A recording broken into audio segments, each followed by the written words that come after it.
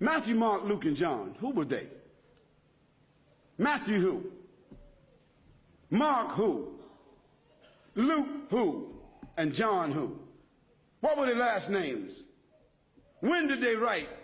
Did they know Jesus Christ? Did they walk with Jesus Christ? Did they eat with Jesus Christ? Did they talk with Jesus Christ? Did they even meet Jesus Christ? The answer is no, no, no, no. Conclusively.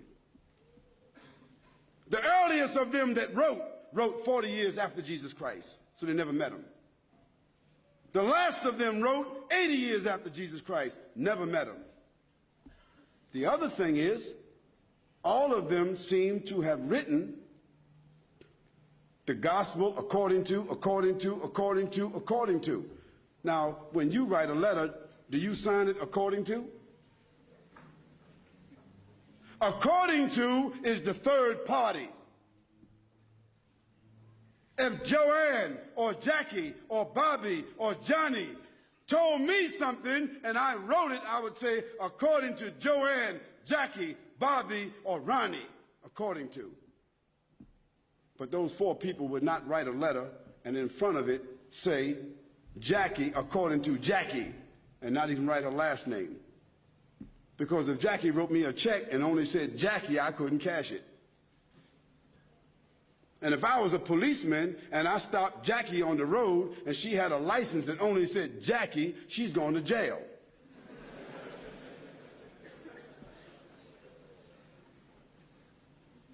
Where in the world is a document with only one name of four different writers that did not meet the one whom they're writing about?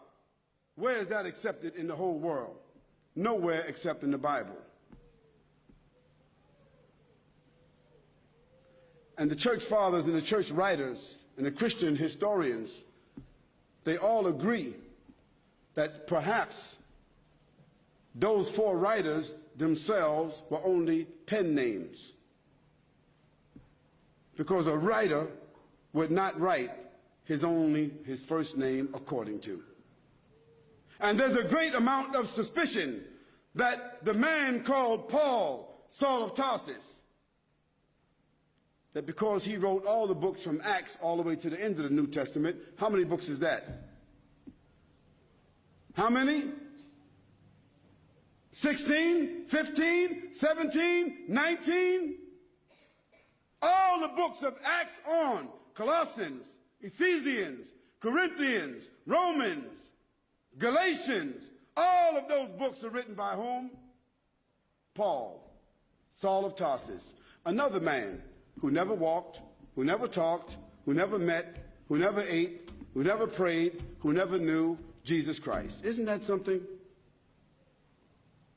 Now here we find four writers and another one between them that wrote all the New Testament books that never talked, never walked, never ate, never prayed, never met the man called Jesus Christ.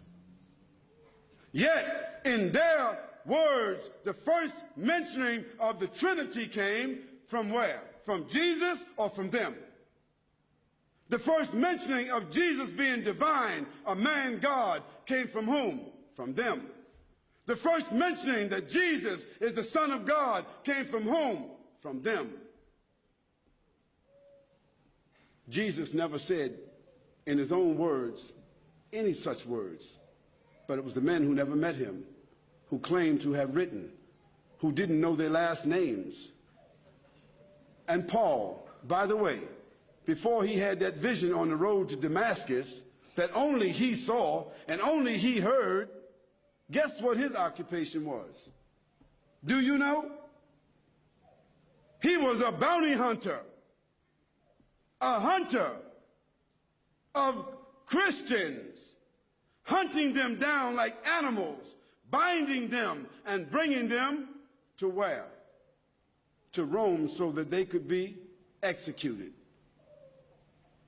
Now, if Hitler, after killing thousands of Jews, said that on the road to Berlin, he had a vision that he was named an apostle to the Jews, and he wrote 20 books that all the Jews are supposed to follow, Do you think they would be following that book? I don't understand how people just don't read history. This is not what Khalid said, so don't get angry with me. This is your own scripture, your own Bible scholars, their own church fathers. All of them agree that Paul never met Jesus, that Matthew, Mark, Luke, and John never met Jesus. By the way, they were not disciples. Nor were they walkers and talkers of the disciples. They were just writers and historians.